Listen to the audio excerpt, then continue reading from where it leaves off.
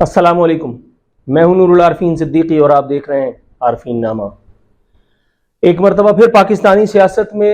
وہی گندی حرکت ہوئی ہے جس کے ہم اب تک تو عادی ہو چکے ہیں، اور اگر یہ حرکت نہ ہوئی ہوتی تو ہمیں احساس تک نہ ہوتا کہ ہمیں ایک مرتبہ پھر پرانے طریقے سے ٹھگے جانے کی تیاری ہے۔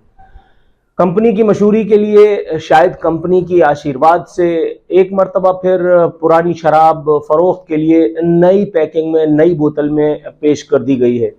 اور اس بوتل کا نام رکھا گیا ہے استحکام پاکستان پارٹی۔ جی ہاں، پہلے جہانگیر ترین صاحب کی زیر نگرانی ان کے طیارے میں خرید و فروخت کا بازار گرم کر کے عمران خان کو، تحریک انصاف کو اپنا بھونپو بنا کر کے اور اقتدار میں لانے والے اب شاید جہانگیر ترین کو ایک مرتبہ پھر استعمال کرنے کے، پاکستانی عوام کو ایک مرتبہ پھر ڈسنے کے چکر میں ہے۔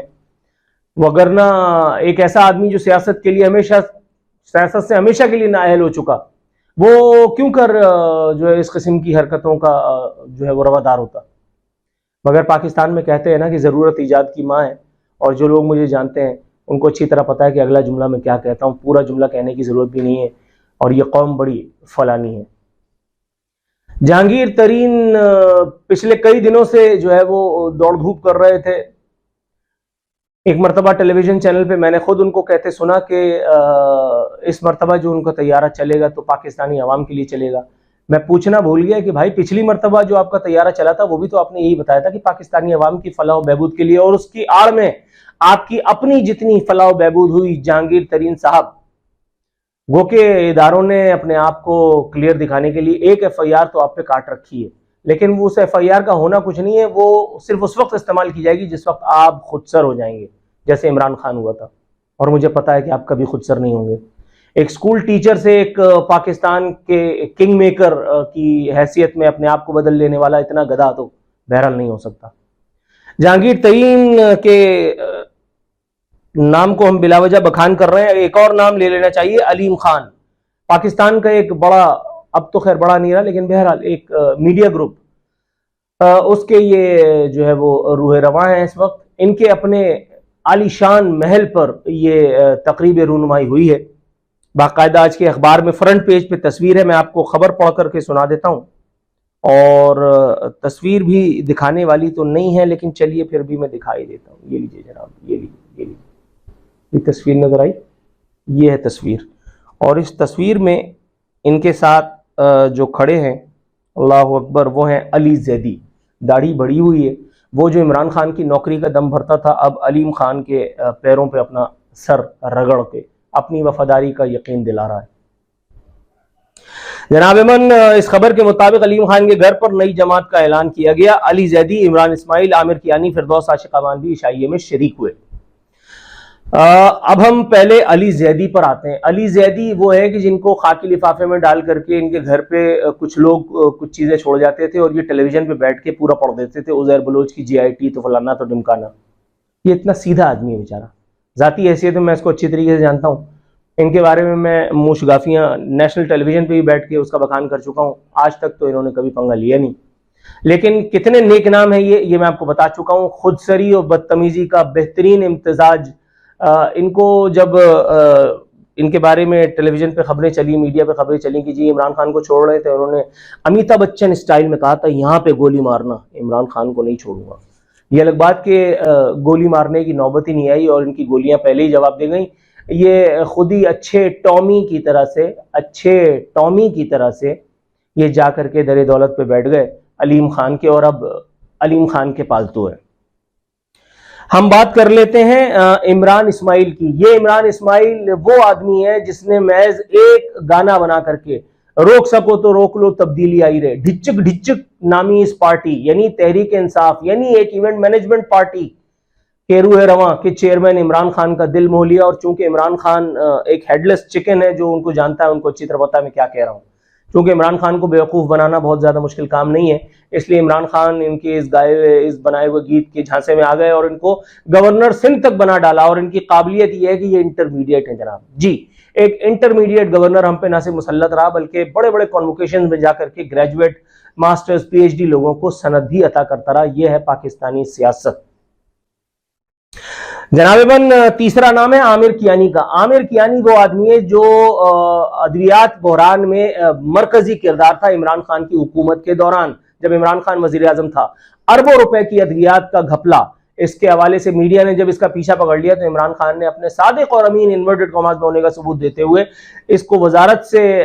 पीछा इसका छुड़वाया और इसको पार्टी का सेक्रेटरी जनरल बना करके अपने साथ बराबर में कुर्सी बिठा लिया। मैं पिछले 4.5 साल जिस इमरानडू चैनल पे वाबस्ता था, मैं 4.5 साल तक इसका नाम ले लेकर के यही सवाल करता रहा। किसी एक माई के लाल ने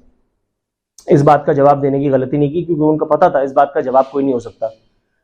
चोर तुम्हारा वाला जायज नहीं है, मेरा वाला सही है, ओके टेक है, ये कैसे हो सकता है? ये सिर्फ तहरीक इंसाफ में हो सकता था। अब देखिए आप, वो सारे चोर जो इमरान खान के चोर थे, अब वो अलीम खान के कहने पे, जहांगीर तरीन के कहने पे चोरी करेंगे, लेकिन ये कौमी मफाद में होगी, इसलिए ये जायज है। अब आते हैं फिरदौस आशिक आवान की तरफ। फिरदौस आशिक आवान साहिबा जो है, ये पुरानी पापन है,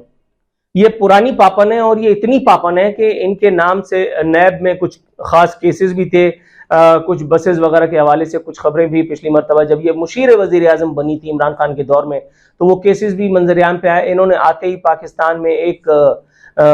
दूसरी वजारत में इंटरवीन करते हुए एक वजीर साहब के जो है वो उनको बैकफुट पे जाने पे मजबूर कर दिया था, एक बयान दाग करके जो करीब करीब हकीकत पर मबनी था। इसकी पादाश में और दीगर मामलात की पादाश में, क्योंकि ये मुंहफट बहुत ज्यादा है, इमरान खान साहब इनसे बदजन हो गए और फिर इनसे पार्टी का वो ओहदा न सिर्फ वापस ले लिया गया, बल्कि इनकी खुशामद, चमचागिरी के वो तमाम तर हुनर जो इनके अंदर बदरजा उत्तम मौजूद हैं, जिसकी वजह से ये काफ लीग से पीपल्स पार्टी और पीपल्स पार्टी से फिर इमरान खान और इमरान खान से अब जहांगीर तरीन और अलीम खान कंपनी की मुश्तरका पेशकश से फैजियाब हो रही हैं। इन एक बात को भी जो है वो नजरअंदाज करके और इनको पार्टी में खुड्डे लाइन लगा दिया गया, और अब इन्होंने अपने आप को इनकैश कराने का एक नया बहाना ढूंढा है। अब मैं आपको बता चुका हूं कि यहां कितने नेक नाम लोग, कितने कितने पुराने पापी, कितने कितने घाग लोग, कितने कितने आदि मुजरिम, अब वो सब इस नई वॉशिंग मशीन से धुल धुला करके कैरेक्टर सर्टिफिकेट लेकर के और अब हमको नए तरीके से डसेंगे। और इंशाअल्लाह, अल्लाह का शुक्र है सुम्मा अल्हम्दुलिल्लाह, ये गधी कौम, ये जो 10 करोड़ हैं, जहल का निचोड़ है, ये जालिब ने कहा था, और आज सूरत हाल सिर्फ इतनी तब्दील हुई है कि 10 करोड़ जाहिलों की तादाद 24 करोड़ पहुंच चुकी है।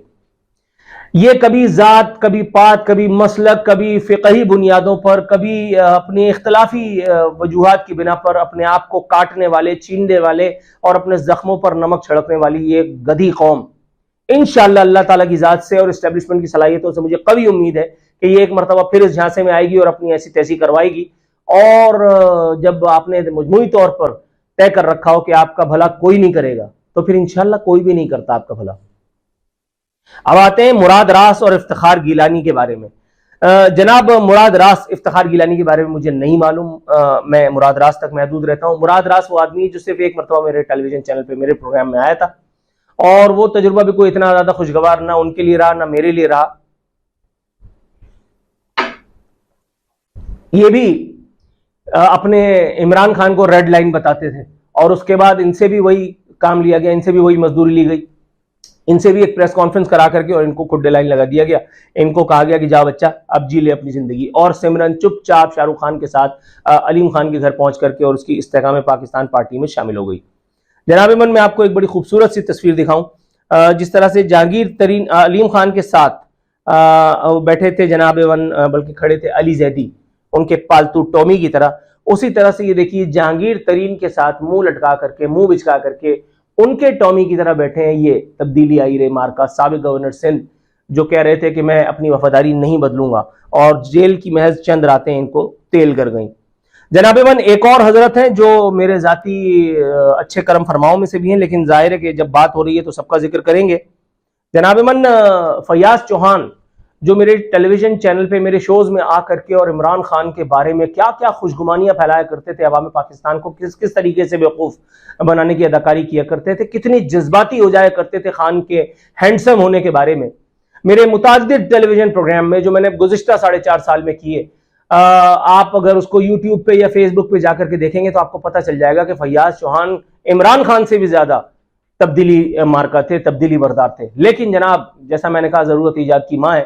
और जब इमरान खान की माँ यानी कि इमरान खान की पार्टी की माँ बहन हो गई है, तो इमरान खान क्या बेचता है? اسی لیے اب فیاض چوہان صاحب نے جو ہے وہ اپنا چولا بدل کر کے اسٹیبلشمنٹ کو اپنے اچھے بچے بیبا بچہ ہونے کا یقین دلاتے ہوئے جہانگیر ترین اور علیم خان مارکا اس سیاسی جماعت میں شمولیت کا اعلان کر دیا گیا ہے. ان کے ساتھ ایک اور پرانا ٹھگ جو ہے وہ شامل ہوا ہے, اور وہ کون ہے؟ جی نورش شکور. جی نورش شکور جو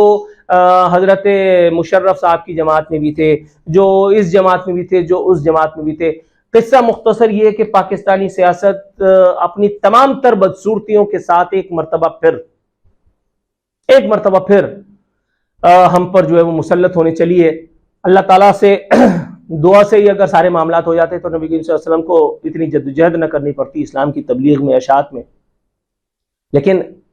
رسم ہے, اس لیے میں دعا کر کے اور اختتام پہ جاتا ہوں. اللہ تعالیٰ پاکستانی قوم کو اس مرتبہ اس جھانسے میں آنے سے باز رکھے. اللہ تعالیٰ ڈیسیجن میکرز کو, یعنی اسٹریٹ اوے اگر ہم بات کریں تو اسٹیبلشمنٹ کو, اس مرتبہ ایک اور اس غلطی کے ارتکاب سے, جو کہیں خدا نخواستہ ہمارے لیے آخری غلطی ثابت نہ ہو, اللہ تعالیٰ اس غلطی کے ارتکاب سے ہماری اسٹیبلشمنٹ کو باز رکھے. بغض عمران میں یہ نیا کٹا اگر ہم نے کھولا تو مجھے لگتا ہے کہ ایک مرتبہ پھر کچھ اور مدت کے لیے ہم غلاظتوں کے, ضلالتوں کے اس نئے سمندر میں سینے تک نہیں بلکہ گردن تک دھس جائیں گے, اور اس کے بعد کیا ہوگا پتہ نہیں.